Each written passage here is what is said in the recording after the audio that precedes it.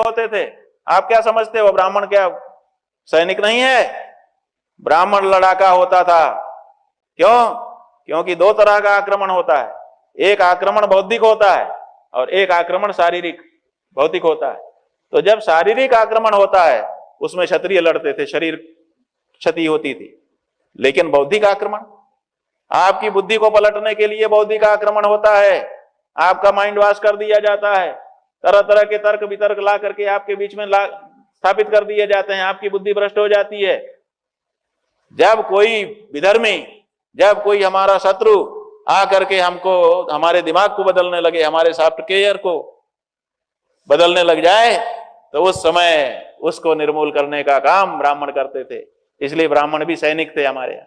इसलिए उनको पूरा जीवन, जैसे क्षत्रिय पूरा जीवन शस्त्राभ्यास में बिताते थे, उसी तरह से ब्राह्मण भी पूरा जीवन शास्त्राभ्यास में बिताते थे कि जहां जरूरत पड़ेगी, जैसे ही कोई तर्क वितर्क करने के लिए आएगा, समाज वाले कहते थे पंडित जी देखिए इनको बात करिए, और पंडित जी आगे बढ़ करके ऐसी ऐसी बात करते थे कि उसकी सब बातें ध्वस्त हो जाती थी और मुंह नीचा करके वो चला जाता। इसीलिए ब्राह्मणों के विरुद्ध मुहिम चला दी गई है।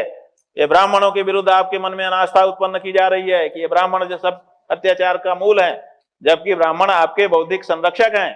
आपके बौद्धिक जो कुछ भी बुद्धिवादी चीजें हैं उनका संरक्षण करने के लिए ब्राह्मणों ने अपना जीवन सर्वस्व समर्पित किया हुआ है।